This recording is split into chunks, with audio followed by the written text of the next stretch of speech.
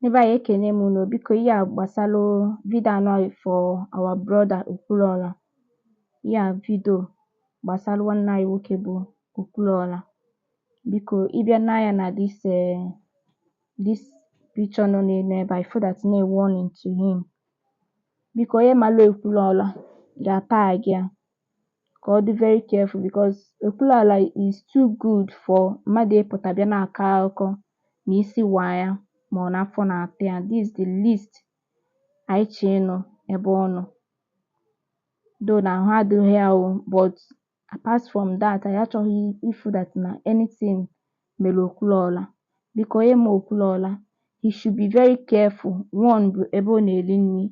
Secondly, ọ dị careful otu o si aga ije. Ọ bụrụ ndị niile gba ya round bụ friends ya. He has been trying for Igbos, not only Igbos, so because ọ na-eme nke ọ dị ajụ dị religion ya nyọta. Ọ dị ajụ anything. Ọ chọrọ ha na iyeri gị aka, o yeri gị aka without anything attached to it. But the man, this our brother now, na-aga far to the extent that na he don't even care about his own life. O wee video o mee one certain time, ọ na-asị that na mmịa nọ n'ụlọ ọgwụ, na o jebedigafu mmịa, ama because no, this is 3 days akpọ ya or something like that.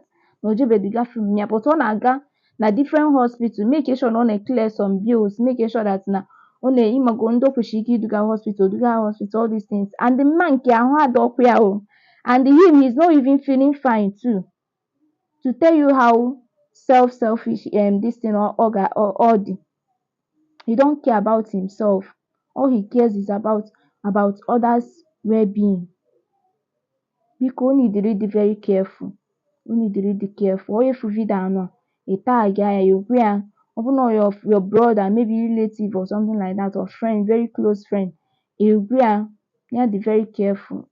This the I achọghị ka anything mee that man. Honestly, nobody is praying for bad things to happen to him. But you really need to be very careful. Those are not ndị mmadụ ihe, those she making all these things. Biko ihe anọ akịta anọ bụ ihe Daddy Flame kwuru. And ịmago as a prophet, o nwee ike ọma mbọ ọwụ bụ ihe ọfụ, nwee ike ọbụla another thing. But ihe ọbụla for him to come out by 1 a.m. and upload that shows that he's very serious. It's something that he cannot even hold till daybreak. Biko ka onye ma Okwuluola tag ya. Ọgwụkwanụ m kọọla m n'ọnụ. Biko comment, share this post ka o ruo ya aka. Comment, share this post, like ya, subscribe na this channel. Mgbe ya gaziere.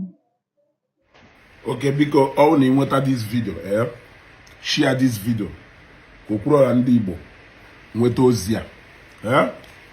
Tụsa this video ka Okwuluola ndị Igbo nweta ozi ya. A sịrị na obodo ọwụ na-enweghị ndị amụma, obodo ahụ tọwọrọ n'efu. And n'ụwa ya ejikwa na okwu onye amụma wee mere ife egwuregwu. Ejikwa na okwu onye amụma wee mere ife egwuregwu. In fact, ọsịkwa onye nwụrụ onye ala agwalụgụ ị na-aga godukoki ya fụrụ ebe dị otu na irute ebe a anya saa. Do very very careful, because message can come through anybody. In fact, God can use anybody, whether not God of your land, God of your ancestors, or God Almighty, none anywhere. He can send message to you through anybody. That if Remon on your ministry worldwide, Obose, drop this message na Facebook page.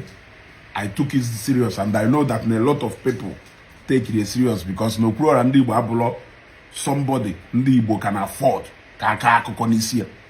Amara m ife that message na-ekwu about. I don't know if it is betrayal, I don't know if it is anything, but the message is strictly said, Okwuluola, wash your back. Right? Or if the message you could the message is Okwuluola, wash your back. And we can't afford to have any ugly story surrounding Okwuluola, no matter what your story anya wolo. Biko Okwuluola nwanne mu mulanya ka azọ. Ejikwa na okwu onye amụma wee mee ife. Ọgwụ maka enwelu ndị na-ebu amụma o nwere ndị na-afụ ụzọ, o nwere ndị Chineke mepere anya ịmarakwa etu ahụ o si eme onwe ife ị chọrọ ime ije gbaa afa iberivu n'afa. O nwekwa ndị Chineke mepere anya fa ha na-afụ ụzọ, ịghọtago. So mana weda na iberivu ziri, weda na m eberivu n'amụma ọ na m eberivu n'amụma, weda na m eberivu n'afa ọ na m eberivu n'afa. Mmadụ jecha pụtasị m na o nwekwara ebe o jere gbaa afa n'isi m, o je gbachaa afa o wewu na ife ọfụkwuru n'afa. Once o nwere anything to do with my welfare and my safety, I will take it serious. Whether na me ekwetara or na me ekwetaho, but I will be more careful. You got I will be more careful because God can open the eyes of obere nwa. Obere nwa he kwuo something nke egwuregwu. Ya ma na ife ahụ kwuru no ife ọnọdụ ka ofuge in any form. You got So let us pray for Okwuluola ndị Igbo. Ọwụ na iwu onye Igbo, ife ndị Igbo na-amasị. Let us put okwuluola ndị Igbo in our prayers. Okwuluola is one of the great Igbo songs we can't afford to hear anything also. Let us not forget, for a lot of those who has ignored the words of prophets in the past, no it may not necessarily be on, but it may be something. It doesn't necessarily mean no. It can mean any other things before. So let us pray for Okwuluola and Igbo and share this video, because I want Okwuluola and Igbo. I'm not going to go this video, but I want Okwuluola. I'm not going to go that message, but I want Okwuluola and Igbo to be more careful, because we don't want to continue either akakoko nisinde ndị Igbo ji wede ebube. Okwuluola means a lot of things to a lot of ndị Igbo. You gotta go to people like us, now a treasure to people like us, because we know what he is doing and he is pretending or acting like it is nothing. He is not pretending that it's nothing, but he's acting that as if it's nothing. And this is a young man, okay. When I see that guy, I see a good example of sacrificial lamb. You sacrifice your own happiness so that other people are there one.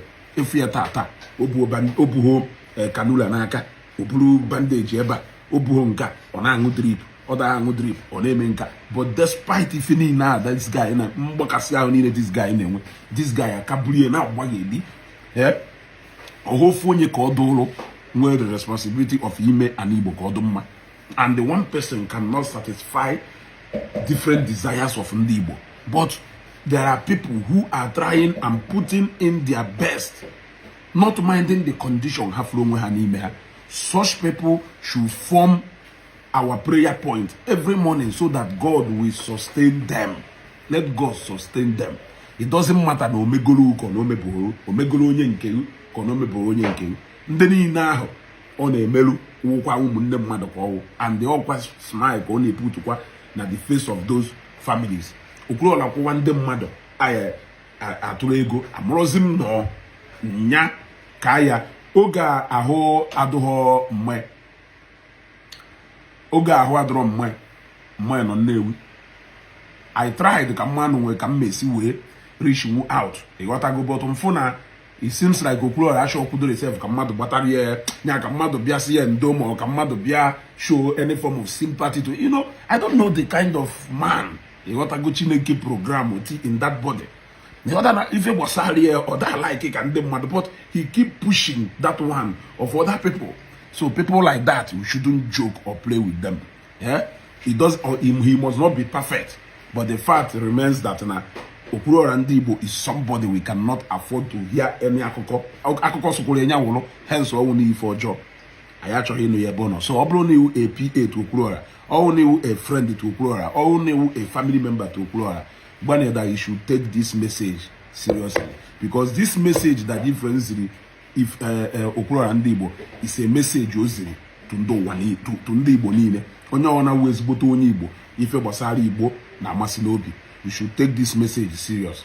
We have to pray and pray on behalf of on